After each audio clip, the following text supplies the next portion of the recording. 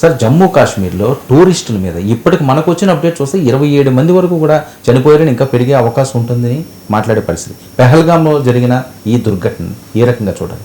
ముందుగా దీన్ని ఎలాంటి శశబిషలు లేకుండా దేశం కాదు ప్రపంచమంతా ఖండించాలి. ఇది ఒక పిరికి పందల చర్య. పాకిస్తాన్ ప్రేరేపిత ఇస్లామిక్ తీవ్రవాదుల దుర్మార్గాన్ని ప్రపంచం మానవాళి అంతా ఖండించాలి. ఎందుకంటే నిరాయుధులైన ఎలాంటి సంబంధము లేని అమాయక పర్యాటకుల పైన జరిపిన ఒక దివాలా కోరు పిరికి పందల చర్య ఇది. ఇక దీనికి బ్యాక్గ్రౌండ్ ఏంటి అనేది మనకు అర్థం కావాలి. ఒకటి, ఇది పహల్గాం అనేది చాలా జమ్మూ కాశ్మీర్లో ఉన్న ఒక ప్రఖ్యాతమైనటువంటి పర్యాటక కేంద్రం. ఎందుకంటే ఈ పర్యాటక కేంద్రంలో అందమైన అడవులు, లోయలు, it's a wonderful place. So అందువల్ల జమ్మూ కాశ్మీర్లో ఉన్న ప్రముఖ టూరిస్ట్ సెంటర్. ఈ టూరిస్ట్ సెంటర్ను టార్గెట్ చేయడంలో తీవ్రవాద లక్ష్యం ఏంటంటే ఆర్టికల్ 370 నిరర్థకంగా మారినాక, రద్దు చేశాక కాశ్మీర్ టూరిజం పెరిగింది. కొన్నేళ్ళు పట్టింది టూరిస్టులకు కాన్ఫిడెన్స్ క్రియేట్ కావటానికి. అందువల్ల ఈ చర్య ద్వారా తీవ్రవాదుల లక్ష్యం ఏంటంటే పర్యాటకుల్లో ఒక భయాన్ని కల్పించి కాశ్మీర్కు పర్యాటకులు రాకుండా భారతదేశానికి జమ్మూ కాశ్మీర్కు మధ్య ఉన్న సంబంధాన్ని తెగగొట్టాలి. జమ్మూ కాశ్మీర్ ఎకానమీలో టూరిజం ఒక కీలకమైంది. సో జమ్మూ కాశ్మీర్ ఎకానమీని దెబ్బతీయాలి. జమ్మూ కాశ్మీర్ ప్రజల జీవిత స్థితిగతుల్ని దెబ్బతీయాలి. కాశ్మీర్ అనేది ఇంకా అన్సెటిల్డ్ క్వశ్చన్, ఇంకా ఇది పరిష్కారం కాలేదు అన్న సంకేతాన్ని పంపాలి. ఇక్కడ ఆర్టికల్ 370 రద్దయ్యాక ప్రశాంత పరిస్థితులు ఏర్పడుతున్నాయని చెప్పడం కేంద్రము, జమ్మూ కాశ్మీర్లో ఇన్వెస్ట్మెంట్ వస్తుంది, టూరిస్టులు వస్తున్నారు, యథార్థత స్థితి వస్తుంది అని అసెంబ్లీ ఎన్నికలు జరగడం, ప్రభుత్వం ఏర్పడడం, రాష్ట్ర అసెంబ్లీకే కాదు పార్లమెంట్ ఎన్నికల్లోనూ పెద్ద సంఖ్యలో తీవ్రవాద పీడిత ప్రాంతాల్లో కూడా బీహార్ కన్నా ఎక్కువ పోలింగ్ జరగడం, ఇవన్నీ కూడా కాశ్మీర్ రిటర్నింగ్ టు నార్మల్సీ అనే మెసేజ్ ప్రపంచానికి పోకూడదు. కాశ్మీర్ అస్థిరమైంది, కాశ్మీర్ ఇస్ అన్సెటిల్డ్ క్వశ్చన్ అని పంపాలి. ఇటీవల పాకిస్తాన్ ఆర్మీ చీఫ్ అసీం మనీర్ మాటలు కూడా మనం చూసాం. దుర్మార్గంగా మాట్లాడాడు.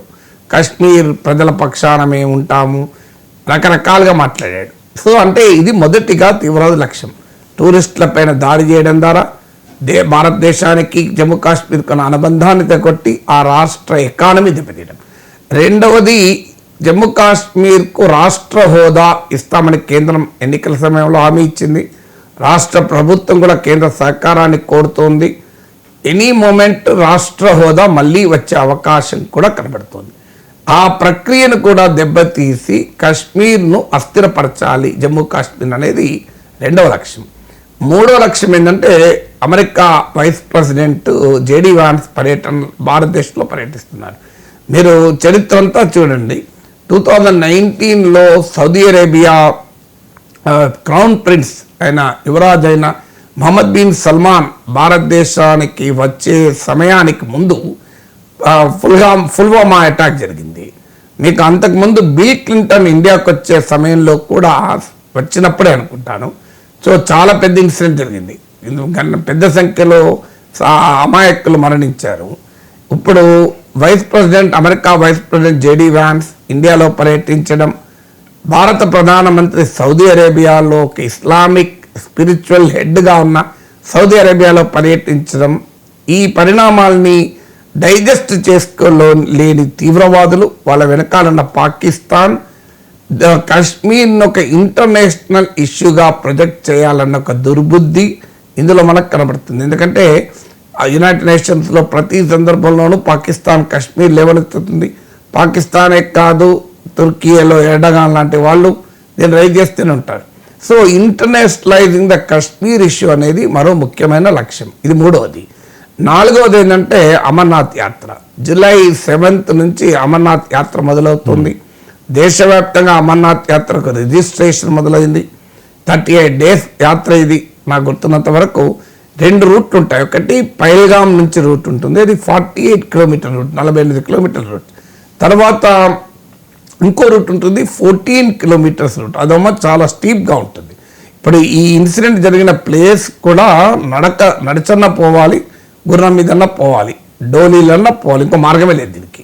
అందుకే మీకు ఈ ఇన్సిడెంట్ జరిగిన 1 అవర్ హాఫ్ అన్ అవర్ దాకా బయట ప్రపంచానికి సమాచారమే వెళ్ళలేదు. ఎందుకంటే అక్కడ మొబైల్ సిగ్నల్స్ ఉండవు, ఇంటర్నెట్ సిగ్నల్స్ ఉండవు. అలాంటి ప్లేస్. ఇప్పుడు చనిపోయిన వాళ్ళలో పర్యాటకులే కాదు, డోలీ హార్స్ నడిపే వాళ్ళు కూడా ఉన్నారని అంటున్నారు. సో అందువల్ల ఇదొక ఈ అమర్నాథ్ యాత్రకు ప్రిపరేషన్స్ మొదలయ్యాయి. అమర్నాథ్ యాత్ర పైన ప్రతిసారి తీవ్రవాదుల దాడి ఉంటుంది. ఎందుకుంటుందంటే రిలీజియస్ టూరిజాన్ని డిస్టర్బ్ చేయడం ద్వారా దేశంలో హిందూ ముస్లిం డివిజన్ తీసుకొచ్చి మతపరమైన సమీకరణను తీసుకొచ్చి లబ్ధి పొందాలన్నది తీవ్రవాదుల ప్రయత్నం. అంటే ఆ డివిజన్, ఎందుకంటే ఇవాళ పాకిస్తాన్ ఆర్మీ చీఫ్ అసీం మునీర్ మాట్లాడింది కూడా అదే కదా, ముస్లింలు అంటే వేరు, మాకు భారతదేశానికి ఉన్న అసలు సాంప్రదాయాలు వేరు, ఆచారాలు వేరు, మా సంగతే వేరు అన్నాడు. సో సంగతే వేరంటే మరి ముస్లింలంతా ఒకే దేశం అయితే పాకిస్తాన్ బంగ్లాదేశ్ 2 దేశాలు ఎందుకు విడిపోయాయి? ప్రపంచంలో ఇన్ని ఇస్లామిక్ కంట్రీస్ ఎందుకు ఉన్నాయి? ఇరాన్ ఇరాక్ 10 ఏళ్ళు ఎందుకు కొట్టుకున్నారు? సో దీనికి ఆన్సర్ ఉండాలి కదా. సో కానీ ఇరాన్ సౌదీ అరేబియాలో ఎందుకు ఘర్షణ పడుతున్నాయి? దీనికి ఆన్సర్ లేదు. ఆఫ్ఘనిస్తాన్ పాకిస్తాన్ ఎందుకు కొట్లాడుకుంటున్నారు? బెలూచిస్తాన్ ఎందుకు తిరగబడుతోంది పాకిస్తాన్ పైన? ఖైబర్ పఖ్తూన్ఖ్వా ఎందుకు తిరగబడుతోంది? మతము దేశం ఒకటైతే ఇవన్నీ జరగద్దు కదా. కానీ పాకిస్తాన్ దుర్బుద్ధి మనకి ఇందులో అర్థమవుతుంది. మతపరమైనటువంటి పుణ్యక్షేత్రాల్ని ప్రదేశాల్ని టార్గెట్ చేయడం ద్వారా దేశంలో ఒక రకమైన మత ఉద్రిక్తతల్ని తేవాలన్నది తీవ్రవాదుల వారి మాస్టర్స్ యొక్క పని. ఇది 4వ ప్రధానమైనటువంటి లక్ష్యం.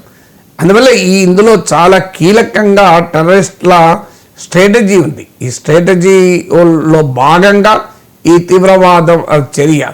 5వది ఏంటంటే ఇప్పటిదాకా అనుసరించిన వ్యూహం ఏంటంటే Kashmir should bleed. General Pervez Musharraf statement అన్నాడు, we know we can't get back Kashmir but we want Kashmir to bleed అన్నాడు. కాశ్మీర్ని మేము వెనక్కు తీసుకోలేమని మాకు కూడా తెలుసు, కానీ నిరంతర రక్తపాతాన్ని మేము కోరుకుంటున్నాం అన్నాడు. ఎందుకంటే పాకిస్తాన్లో ఉన్న అవకాశవాద రాజకీయ నాయకత్వం, ఉన్మాదపూరిత మత ఛాందసవాద శక్తులు, మిలిటరీ, వీళ్ళందరికీ కూడా భారత వ్యతిరేకత అవసరం వాళ్ళ ఉనికి కొరకు. అందువల్ల ఇవాళ కాశ్మీర్లో అడపాదడప 1, 2, 3 ఇలా నెంబరు చిన్నదైనా నిరంతరం రక్తపాతం జరగాలి అనేటువంటి లక్ష్యంతో ఇప్పటిదాకా పనిచేశారు. కానీ ఇప్పుడు ఒక పెద్ద ఎత్తున టార్గెట్, ఇది మామూలు టార్గెట్ కాదు. ఇప్పుడు నేను మాట్లాడుతున్న సమయానికి 20 మంది చనిపోయారంటున్నారు. ఇంకా డెత్ టోల్ 27 దాకా కూడా వెళ్ళవచ్చు అని అంటున్నారు క్రిటికల్ చూస్తున్న కొద్దీ. సో ఇందులో మీకు ఐ విట్నెస్ రిపోర్ట్లు ఏంటంటే ఒక్కొక్కరి పేరు అడిగి వారి అస్తిత్వాన్ని తెలుసుకొని అటాక్ చేశారని. అంటే ఎంత లక్ష్యంతో టార్గెటెడ్ కిల్లింగ్స్ దీన్ని బట్టి అర్థమవుతుంది. సో ఆ టార్గెటెడ్ కిల్లింగ్స్, ఒక పురుషుని చంపుతుంటే భార్య వచ్చి నన్ను చంపు, కావాలంటే మా భర్తను చంపొద్దంటే, లేదు నిన్ను చంపము, ఈ భర్తనే చంపుతాం, వెళ్ళి మీ ప్రైమ్ మినిస్టర్కి చెప్పు ఈ విధంగా అని కూడా చెప్పారట. అంటే ఇది క్లియర్గా ఇదేదో ఐసోలేట్ ఇన్సిడెంట్ కాదు. Is a very big conspiracy against India's unity. భారతదేశ ఐక్యత, సమగ్రత, సార్వభౌమాధికారం పైన విదేశీ ప్రేరేపిత, పాక్ ప్రేరేపిత తీవ్రవాదుల కుట్ర ఇది. ఇండియాస్ యూనిటీ, ఇంటెగ్రిటీ అండ్ మీకు సావర్నిటీ పైన దాడి. అందువల్ల ఇది కేవలం ఒక ఇన్సిడెంట్గా చూడకూడదు, ఒక ప్రాసెస్గా చూడాలి. ఇందులో కాన్స్పిరసీ యాంగిల్ ఏంటంటే కాశ్మీర్ ఇస్ అన్సెటిల్డ్, కాశ్మీర్ను ఇంకా వివాదమే, కాశ్మీర్ ఇంకా పరిష్కారం కాలేదు, కాశ్మీర్ ఇంటగ్రేషన్ విత్ ఇండియా, భారతదేశంలో కాశ్మీర్ సంపూర్ణంగా అంతర్భాగమైంది అని మనం చెప్తున్న నరేటివ్ను పంక్చర్ చేయాలన్నది ఒక ఉద్దేశం. దీనికి 6వది పాకిస్తాన్లో జరుగుతున్న అంతర్గత పరిస్థితులు. ఇలా మీకు బెలూచిస్తాన్ పాకిస్తాన్ భూభాగంలో 44% వర్మ, 44% ఆఫ్ ఏరియా, సగం భూభాగం. మనం చూస్తున్న ఇటీవల పాకిస్తాన్లో ఒక ట్రైన్ని హైజాక్ చేసి బెలూచిస్తాన్ లిబరేషన్ ఆర్గనైజేషన్ దాడి చేశారు. టెరికి తాలిబాన్ పాకిస్తాన్ వాళ్ళు మీకు ఖైబర్ పఖ్తూన్వా ప్రాంతంలో పాకిస్తాన్ బలగాలపైన దాడులు చేస్తున్నారు. ఆఫ్ఘనిస్తాన్లోని తాలిబాన్లను పాకిస్తాన్ సృష్టిస్తే ఇలా పాకిస్తాన్కు తాలిబాన్కు పడతలేదు. ఆ రెండు ఆఫ్ఘనిస్తాన్ల మధ్య ఉన్న డురాన్ లైన్ అంటారు, దాన్ని సరిహద్దుగా ప్రకటించండి అని పాకిస్తాన్ చెప్తుంటే ఆఫ్ఘనిస్తాన్ వినడం లేదు. సో అక్కడ సరిహద్దులు అటు ఇటు ఉన్న పఖ్తూన్ జాతిని విడగొట్టమంటున్నారు. సో అందువల్ల పాకిస్తాన్లో ఇవాళ ఉన్న పరిస్థితి నిన్నక మనం చూసాం. మనం సింధ్ ప్రాంతంలో మీకు హిందూ మినిస్టర్, పాకిస్తాన్ క్యాబినెట్లో ఉన్న ఏకైక హిందూ మంత్రి పర్యటిస్తుంటే ఆయన పైన దాడి జరిగింది. ఎందుకు దాడి జరిగింది? పంజాబ్ ప్రావిన్స్లో కడుతున్న ఒక డ్యాముల వల్ల సింధ్ ప్రాంతంలో మాకు నీళ్లు రావు అన్నది ఇష్యూ. ఆ ఇష్యూకి మతానికి ఏం సంబంధం? అది సెక్యులర్ ఇష్యూ కదా. కానీ ఆ ఇష్యూను కూడా హిందూ మినిస్టర్ని టార్గెట్ చేయడం ద్వారా దాన్ని డైవర్ట్ చేయడం అంటే పాకిస్తాన్ ఇవాళ ఆర్థిక పరిస్థితి ఏంటి? పాక్ ప్రైమ్ మినిస్టర్ చెప్పాడు, మేము బిచ్చ పాత్ర పట్టుకొని వెళ్తున్నట్లుంది మా పరిస్థితి, మిత్ర దేశాల దగ్గరికి వెళ్ళి సాయం చేయమన్నా మమ్మల్ని బిచ్చగాల్లాగా చూస్తున్నారు అని పాకిస్తాన్ ప్రైమ్ మినిస్టర్ అన్నటువంటి మాటలు. సో ఇలాంటి పరిస్థితుల్లో అల్లకల్లోలంగా ఉన్న పాకిస్తాన్లో ప్రజల దృష్టిని మరల్చడం ద్వారా, భారత వ్యతిరేకతను పెంచడం ద్వారా అక్కడ పబ్బం గడుపుకోవాలనుకునే పాక్ పాలక వర్గాల కుట్ర కూడా ఇందులో మనకు కనబడుతుంది. అందువల్ల ఇది ఒక లార్జర్ కాన్స్పిరసీగా చూడాలి, ఐసోలేటెడ్ ఇన్సిడెంట్గా చూడకూడదు. ఇప్పుడు భారత్ ముందున్న లక్ష్యం ఏంటి? భారతదేశం ముందున్న లక్ష్యం మరింతగా ముఖ్యంగా తీవ్రవాదులు విజయం సాధించకూడదు.